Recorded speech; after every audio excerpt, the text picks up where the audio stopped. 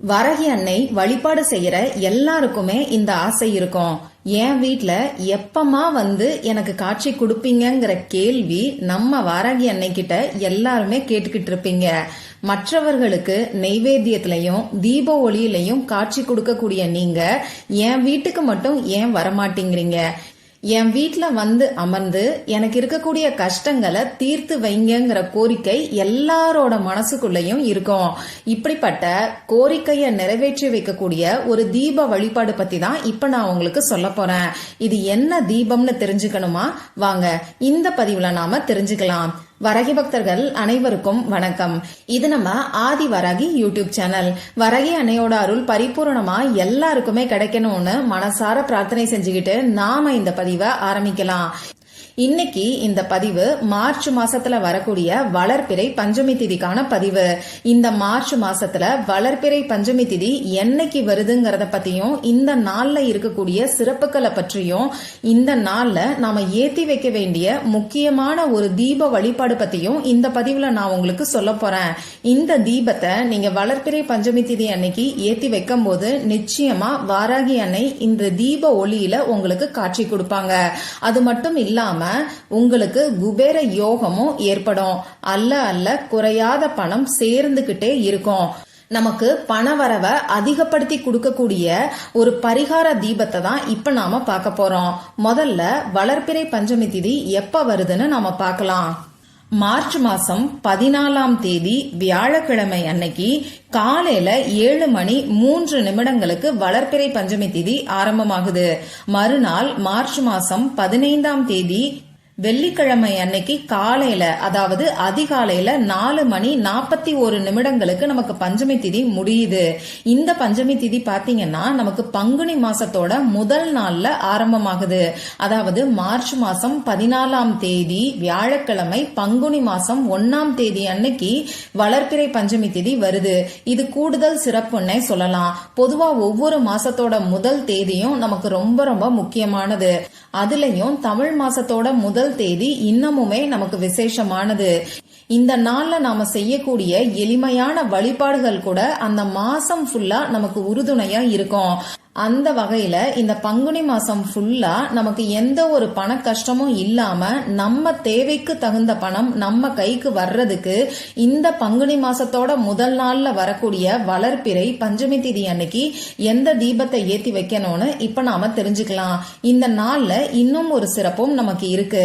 அது என்னன்னு பாத்தீங்கன்னா இந்த நாள்ல வரக்கூடிய தேதி, அதாவது இங்கிலீஷ் தேதி 14. இதுல இருக்கக்கூடிய 1ஐயும் 4ஐயும் நாம சேர்க்கும் போது நமக்கு 5ங்கிற நம்பர் வரும். அமாவாசை மற்றும் பௌர்ணமி முடிஞ்சதுக்கு அப்புறமா வரக்கூடிய 5வது திதி தான் பஞ்சமி திதி. அந்த வகையில 5ங்கிற நம்பர் நம்ம வாராகி அம்மாவுக்கு உகந்தது. அடுத்ததா பாத்தீங்கன்னா வியாழக்கிழமையோட சேர்ந்து இந்த 14ங்கிற தேதி வர்றது இன்னமுமே சிறப்பு வாய்ந்தது. ஏன்னா இந்த வியாழக்கிழமை குரு பகவான் மற்றும் குபேர பகவானோட வழிபாட்டுக்கு உகந்த நாள். குபேர பகவானுக்கும் இந்த 5ங்கிற நம்பர் உகந்தது. அந்த வகையில பார்க்கும்போது இந்த நாள் நமக்கு அதிசக்தி வாய்ந்த நாளாதான் இருக்கு. அதனால இந்த வீடியோவை பார்க்குற எல்லாருமே இந்த நாளை தவற விடாதீங்க. சரி, இப்போ இந்த பஞ்சமி திதிக்கான வழிபாடுகளை எந்த நேரத்துல செய்யணும்னு நான் உங்களுக்கு சொல்றேன். இரவு நேர வழிபாடு தான் நம்ம வாராகி அம்மாவுக்கு உகந்தது. அந்த வகையில வியாழக்கிழமை அன்னைக்கு சாயங்காலம் 6 மணியிலிருந்து நைட்டு 9 மணிக்குள்ள இருக்கக்கூடிய இடைப்பட்ட நேரத்துல நீங்க எப்ப வேணாலும் பண்ணலாம். வியாழக்கிழமை அன்னைக்கு சாயங்காலம் 5 மணியிலிருந்து 8 மணி வரைக்கும் இருக்கக்கூடிய நேரத்தை நாம குபேர நேரம்னு சொல்லுவோம். அந்த வகையில சாயங்காலம் 6 மணியிலிருந்து 8 மணி வரைக்கும் நீங்க வழிபாடுகளை செய்யும் போது குபேர பகவான் மற்றும் நம்ம வாராகி அம்மாவோட பரிபூர்ணமான அருள் உங்களுக்கு முழுமையா கிடைக்கும். அடுத்ததா வியாழக்கிழமை அன்னைக்கு நைட்டு 8 மணியிலிருந்து 9 மணிக்குள்ள இருக்கக்கூடிய நேரத்தை நாம குருஹோரை நேரம்னு சொல்லுவோம்.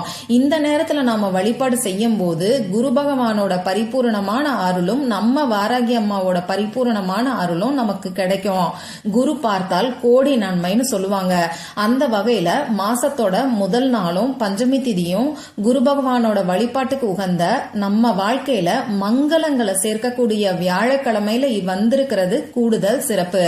சரி, வாராகி அம்மாவோட திருவுருவ படம், திருவுருவ சிலை இல்லாதவங்க இந்த வழிபாடை செய்யலாமான்னு கேட்டீங்கன்னா தாராளமா செய்யலாம். இப்ப நான் சொல்ல போற தீபத்தை மட்டும் ஏத்தி வச்சு நீங்க வழிபாடு செஞ்சாலே போதும்.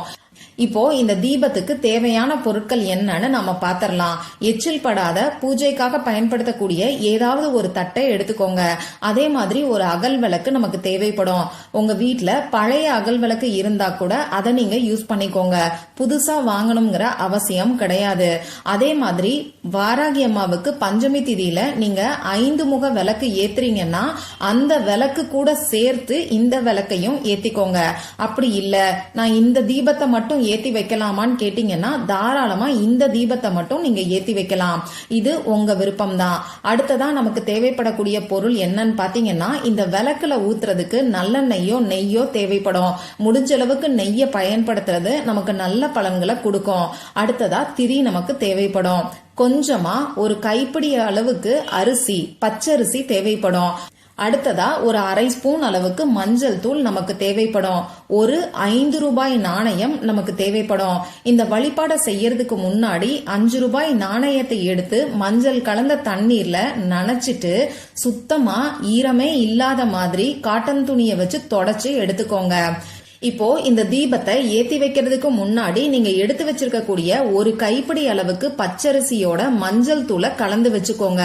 பச்சரிசியோட மஞ்சள் தூள் கலக்கிறதுக்கு, அதாவது ரெண்டும் ஒன்னோட ஒன்னு மிக்ஸ் பண்றதுக்கு நீங்க கொஞ்சமா ஒரு 2 சொட்டு நெய் விட்டு பிசைஞ்சு வச்சுக்கோங்க.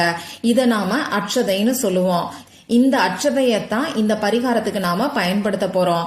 இப்ப நான் சொன்ன குறிப்பிட்ட நேரத்துல நீங்க எடுத்து வச்சிருக்கக்கூடிய தட்டை பூஜை அறையில வச்சுக்கோங்க. இந்த தட்டுக்கும் மஞ்சள் குங்குமம் பொட்டு வச்சுக்கோங்க. அட்சதைய, அதாவது பச்சரிசியும் மஞ்சள் தூளும் நாம கலந்து வச்சிருக்கோம் இல்லையா, அதை வச்சு இந்த தட்டுல ஸ்வஸ்திக் சின்னத்தை வரைஞ்சுக்கோங்க. ஸ்வஸ்திக் சின்னம் இப்ப உங்களுக்கு ஸ்கிரீன்ல நான் கொடுக்கறேன். அதை பார்த்து நீங்க வரைஞ்சுக்கோங்க. எப்படி நாம கோலம் மாவை பயன்படுத்தி கோலம் போடுவோமோ அதே மாதிரி பச்சரிசியும் மஞ்சளும் கலந்த மஞ்சள் அரிசியை பயன்படுத்தி இந்த ஸ்வஸ்திக் சின்னத்தை வரைஞ்சுக்கோங்க. இந்த ஸ்வஸ்திக் சின்னத்துக்கு நடுவுல குங்குமத்தை வச்சுக்கோங்க.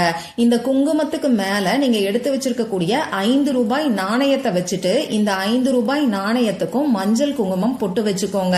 இந்த 5 ரூபாய் நாணயத்துக்கு மேல நீங்க எடுத்து வச்சிருக்கக்கூடிய அகல் விளக்க வச்சு இந்த அகல் விளக்குல நல்லெண்ணெய், அப்படி இல்லைன்னா நெய் ஊற்றி திரி போட்டு தீபத்தை ஏத்தி வச்சுக்கோங்க. இந்த நல்லெண்ணெய் அப்படி இல்லைன்னா நெய்லையும் ஒரு சிட்டிகை அளவுக்கு மஞ்சள் தூளை கலந்து விட்டுருங்க. இப்படி தீபத்தை ஏத்தி வச்சதுக்கு அப்புறமா உங்க பூஜை அறைக்கு முன்னாடி ஏதாவது ஒரு விரிப்பையோ மனை பலகையோ சேரையோ போட்டு நீங்க உட்கார்ந்துக்கோங்க. முதல்ல உங்க குலதெய்வத்துக்கிட்டையும் நம்ம வாராகி அம்மா கிட்டையும் உங்களுக்கு பணவரவு அதிகரிக்கணும்னு சொல்லி பிரார்த்தனை செஞ்சுக்கோங்க.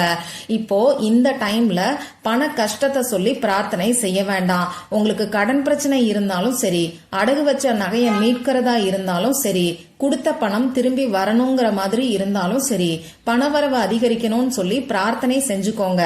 இதுக்கப்புறமா இந்த தீப ஒளிய உங்க கண்ணால ஒரு 5 நிமிஷத்துக்கு தொடர்ந்து நீங்க பாருங்க. இந்த சூட்சம முறைய நான் உங்களுக்கு தொடர்ந்து 3வது வீடியோல இப்ப சொல்லிக்கிட்டு இருக்கேன்.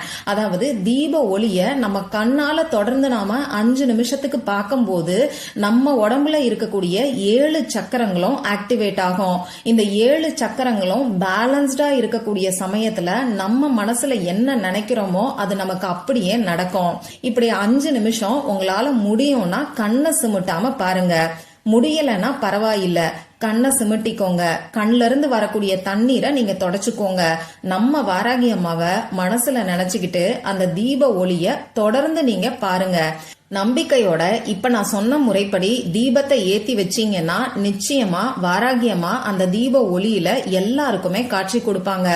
இந்த தீபத்தை எந்த திசை நோக்கி ஏத்தி வைக்கணும்னு பாத்தீங்கன்னா கிழக்கு திசையை பார்த்து ஏத்தி வைங்க. ஈஸ்ட் டைரக்ஷனை ஃபேஸ் பண்ணி இந்த தீபத்தை ஏத்தி வைங்க.